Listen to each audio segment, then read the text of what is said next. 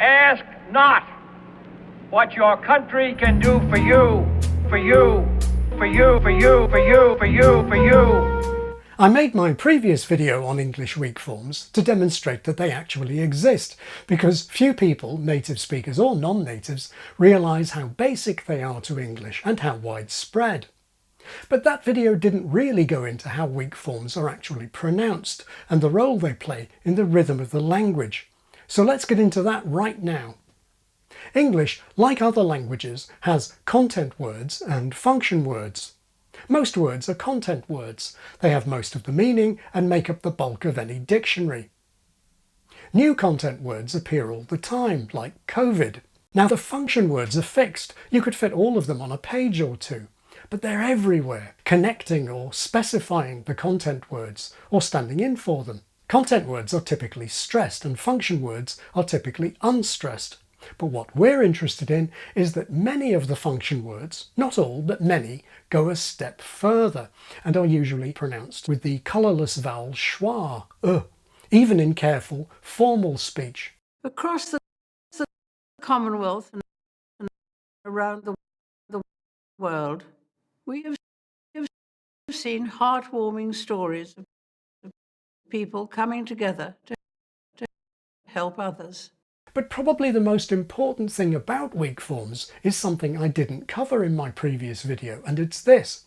Weak forms are not independent words. You can't say them on their own. They have to be attached to a strong word, and the strong word typically follows, which means that weak forms are usually prefixes. Take the word today, which is day plus a prefix. Any dictionary will tell you that the prefix contains schwa, today. It's a weak syllable, so weak in fact that the schwa can even disappear, today. Well, to do is generally pronounced the same way. The preposition to in its weak form is identical to the prefix on today. So to do, to do. I shall not have strength to carry out this resolution alone, unless you join in it with me, as I now invite you to do, to do, to do. You can make the same point about together and to gather. The sense of purpose we can find in coming together, together, together. People of all faiths have been unable to gather, together, together, together. And it's the same with forgot and for God. All will be well, for God Will never be forgotten, forgotten, forgotten. And conserve is typically pronounced like conserve. Conserve. Conserve. Conserve. Conserve. Conserve. Conserve. Conserve. Conserve. Conserve. Conserve. So weak forms are not just pronounced with a different vowel. Typically, they're just a little bump or hiccup on the start of a following fully fledged stressed word. A book, the time, to go, for hours, of course, and now, from home, as soon than ever, but also that wins, can run, are out, there isn't, have left, was hot, were ill. And as we saw before, you can get more than one of these prefixes in a row. I dreamt there was an emperor, there was an emperor. Technically, this prefixing is called cliticization. Of course, it isn't shown in writing, and writing is usually prioritised when non-natives learn English. So non-native English is often characterised by these forms being pronounced not as little prefixes, but as fully fledged words. Now, if you're speaking English to us natives, you're not really helping us by constantly directing our attention to words we usually criticize. For us, it's like putting a big distracting frame around the Mona Lisa. And often it blurs distinctions that we make. Non-natives may pronounce this as off course, which is the way natives pronounce this. The words off and on don't have weak forms, but the possessive preposition of is usually just a tiny prefix, of course, or left out altogether, of course it is. Spacebot drone ship, of course, Spacebot drone ship, of course I love you, of course I love you.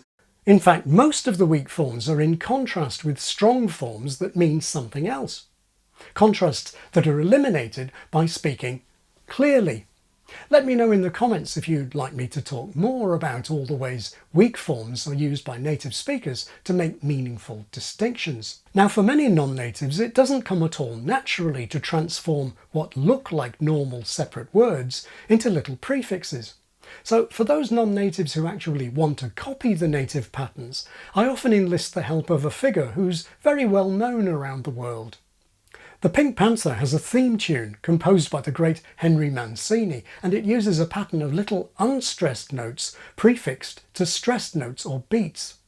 The tune's similarity to the pattern weak forms make is nicely demonstrated by an internet meme about the Pink Panther's to-do list, which consists of to do, to do, to do, to do, to do, to do, to do. The tune, like most popular songs, is based simply on 4 beats, repeated like in marching.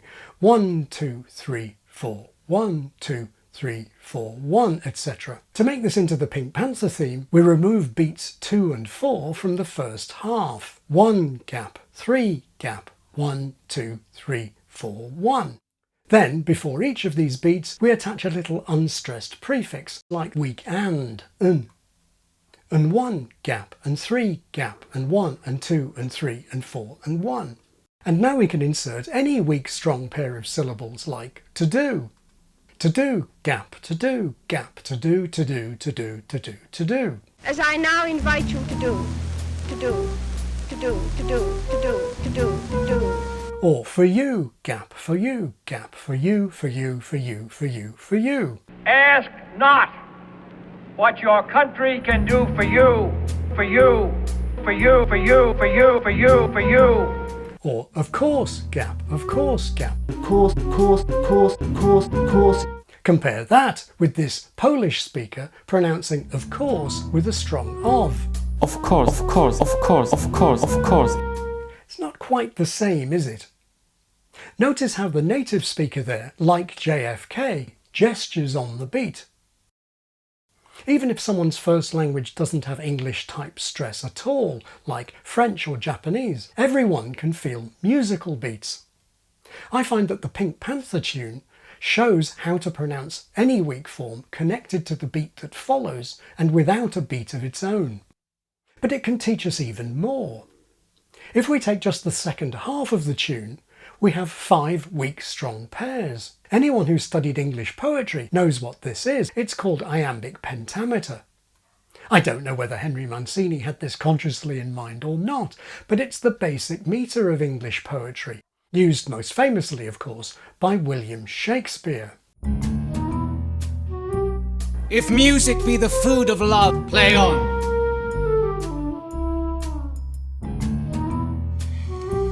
Uneasy lies the head that wears a crown. A poor player that struts and frets his hour upon the stage.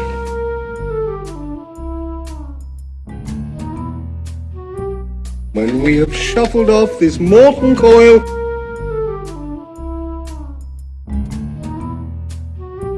shall I compare thee to a summer's day?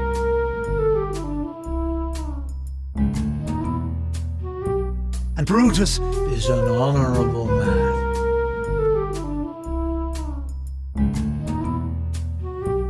The course of true love never did run smooth. Now, we don't know exactly how weak forms worked in Shakespeare's time, though schwa has been around in English for centuries. What we can see is how often our weak forms show up in Shakespeare's weak syllables.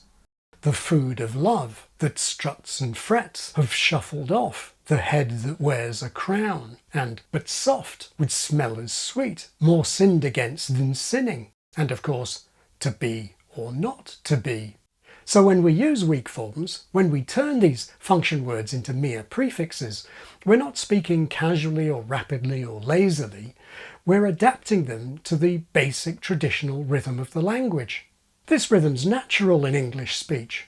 It's true that Shakespeare used archaic words, but rhythmically the language hasn't changed, and even genuine pentameter turns up by accident from time to time. This rhythm's natural in English speech. It's true that Shakespeare used archaic words, but rhythmically the language hasn't changed, and even genuine pentameter turns up by accident from time to time. Please like, subscribe and click the little bell. Anyway, if you'd like to know how to put the accent on the right word in Shakespeare's most famous line, this is the video to watch next.